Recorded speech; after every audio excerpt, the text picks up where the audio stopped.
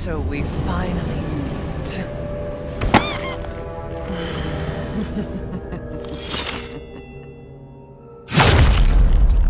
So Resident Evil 8 looks like it's amping up to be a great game. And for the first time in a while, I've seen people who aren't Resident Evil fans getting excited to play a Resident Evil game, thanks in part to one specific 290cm tall countess, Alcina Dimitrescu, and her 3 witches. So I thought, with the game on the horizon, it would be fun to look at Lady Dimitrescu's obvious influences that we can pick up from the trailer and try to lay out some sort of predictions for her role in the main game of Resident Evil VIII, Village. So Alcina Dimitrescu is a mutated humanoid and matriarch of the Dimitrescu family, acting as the current countess of the Dimitrescu Castle, a 15th century castle located in the isolated village in what appears to be Romania. Built up as an antagonistic force in Ethan's quest throughout the game, she appears to be practicing not only vampirism of sorts, but has successfully converted 3 women into what she calls witches. Though I feel while she might end up being one of the most popular threats in Resident Evil VIII, Lady Dimitrescu is only one large cog in this game's machine. Though before I discuss that any deeper, let's first understand our fair lady's name and inspirations. Alcina Dimitrescu is quite a name, very Romanian in nature, and when we dissect it, we start to see why it was selected for this character in specific, as it's flush with influences. Starting first with her given name, Alcina, which is derived from the George Frederick Halden operatic Sarah, Alcina, where it describes the titular character of Alcina as a sorceress who can change her appearance and the appearance of others at will. Along with this, she lives in an isolated castle of her own creation, and from here she would lure in people to either play with them or change their forms to her own pleasure. As we've seen from the maiden demo, this reigns true for Lady Dimitrescu as well, as she lures in villagers, especially virgin women, as members of the staff in her castle, and then subjects them to torturous experiments when she brings them into the basement, which is likely the result of those beast-like people we see in the 3rd trailer within an area that looks like Dimitrescu's castle's wine cellar. The women are specifically used in a traditional family winemaking process that results in turning their blood into a wine called Sangrias Virginis, which means maiden's blood. I also imagine Alcina will reflect her operatic origins, and eventually her attractive appearance will turn into a more hideous and terrifying one when she becomes her more natural bioweapon form, especially since we've already seen her demonstrate some basic shapeshifting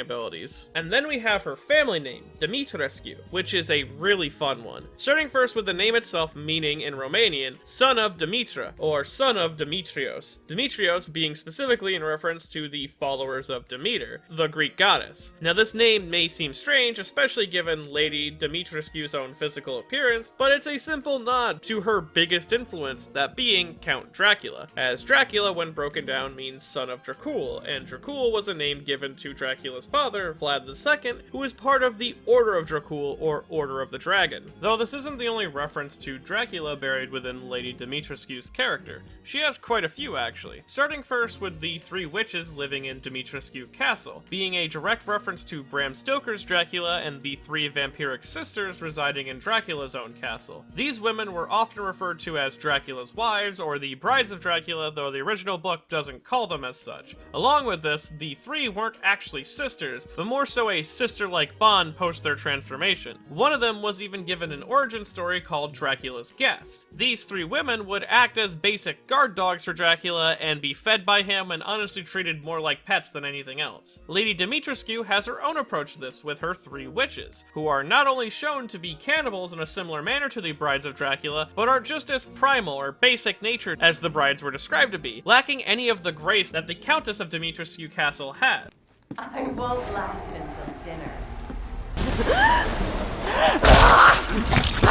Along with this, the conversion of blood into wine is an obvious callback to the blood-drinking nature of vampires, and it goes so far that she's even imitating Dracula's own seduction or charming-like abilities, with Lady Dimitrescu acting seductive and obviously being designed to appear attractive. The DNA of vampirism runs throughout her design all the way, so much so that Lady Dimitrescu's focus on the blood of women specifically seemingly is in reference to the original vampire herself, the famous Countess Elizabeth Bathory, the world record holder called her for most prolific female murderer in history. She was known for her vampiristic tendencies, such as stringing up her female staff members and cutting them just to watch them bleed out, and then later bathing in the blood of those women that she slaughtered, and she was rumored to do this because it helped maintain her youth. And given that Lady Dimitrescu is well over 70 years old and doesn't look a day over 20, I imagine her bath runs red as well. But there's even more to her beyond this, and her European origins, as it seems like Capcom is mixing in a bit of Japanese horror as well, such as the modern urban legend yokai known as the 8-foot-tall woman, or the Hachishaku-sama, who is an extremely tall woman who is described as pale and wearing a wide-brimmed hat and a long white dress, which are traits that Lady Dimitrescu even shares, her height being important enough that Capcom chimed in about it. Though, unlike the 8-foot-tall woman, who specifically targets children to attack, Alcina's victims normally are adults, but she does prefer the inexperienced, as she specifically likes to use the blood of virgins to make her wine. You could describe how Lady Dimitrescu treats her staff as cultivating them for some form of harvest, as she would hire people, make them a part of her home and family, only to bring them to the cellar and collect upon her harvest. This is clearly in reference to the follower of Demeter portion of her name, as Demeter is a goddess of the harvest, along with being tied to life and death in a way, and the cold, wintry environment of Resident Evil VIII and the village surrounding Castle Dimitrescu might be in reference to the Demeter's creation of winter myth, which if the Demeter portion is true, this leads me to believe that Ethan is probably in this village looking to save Mia, or the child that we see in the trailers, who has probably been stolen by someone in a similar fashion to Hades' stealing of Persephone. Though, speaking of Resident Evil VIII as a whole, I wanted to give my take on how I think Lady Dimitrescu will play throughout the whole of the game. I personally feel like she's going to be filling in a role similar to that of Salazar from Resident Evil 4, as it appears like Resident Evil VIII is going to be a love letter to RE4 in the same way that Resident Evil 7 was a love letter to RE1. Now beyond that, what leads me to believe that she'll have a Salazar-like position is first starting with the fact that we know Lady Dimitrescu isn't the major antagonist of the game. She is seen taking orders from a higher-up of sorts, this Mother Miranda figure. Mother Miranda, I regret to inform you that Ethan Winters has escaped that fool Heisenberg. Someone who I believe in the main game will be the mysterious Sadler-esque character, especially given the relation to cults that we've seen Capcom talk about. This also plays well with the Alcina operatic connection, as the sorceress Alcina was working with another, more cruel sorceress named Morgana. Next to this, we obviously have similar ideas on display with the massive castle-like setting that from the trailers doesn't look like it'll be the start of the game right away, but more so the middle portion, with Lady Dimitrescu even mentioning that Ethan had just escaped her brother's games. Well, Ethan Winters. You escaped my little brother's idiot games, did you?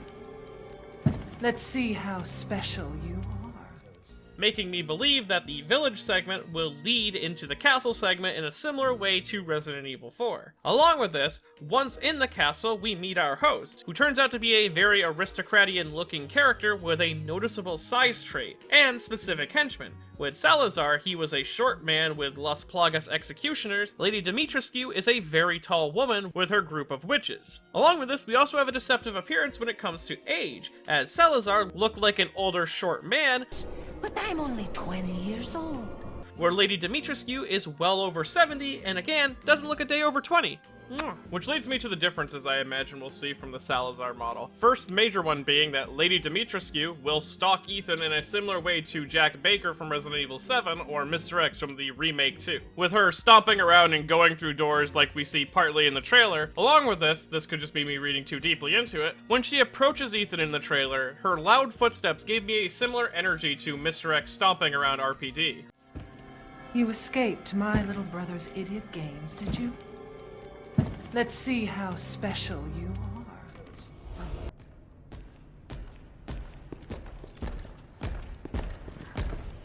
I imagine she'll be built off the Mr. X or Jack Baker AI, actively stalking Ethan at certain points, and that her existence in the mansion may trigger after you meet Heisenberg in an area that gives me big castle sewer vibes from Resident Evil 4. This trigger itself may also be when Ethan is eavesdropping in on the phone call to Mother Miranda. On top of this, if we wanted to lean more into the relation to the 8-foot-tall woman, I imagine Lady Dimitrescu will repeat a noise or phrase as she stalks Ethan, maybe even singing a small tune throughout the castle. Along with this, I imagine imagine that she'll also have mutations of sorts outside of just her claws. Maybe growing bat wings to increase where she can jump to, or explain how she gets around so fast, and maybe even a whip-like attack so that she can grab Ethan from a distance like Nemesis. And with that said, unlike Nemesis, Jack Baker, or Salazar, I feel like it's obvious that Lady Dimitrescu will reveal her true form and will be a less grotesque horror like those big bads, and more like a Mr. X final form. Maybe even the ripped shirt and everything. Wink wink, nudge nudge, honk honk, boink boink.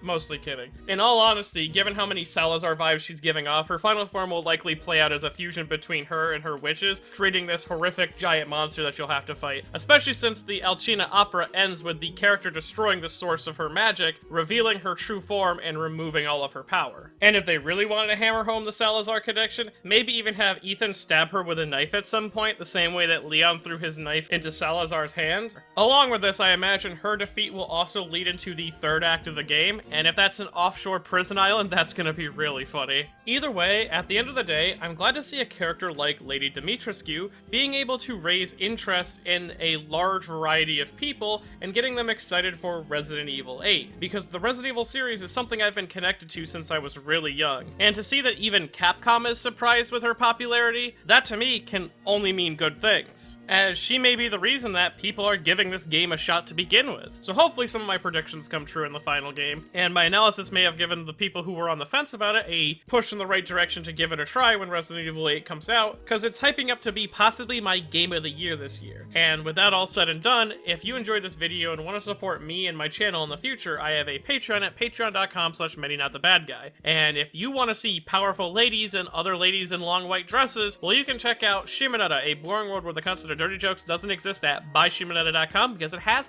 both of those.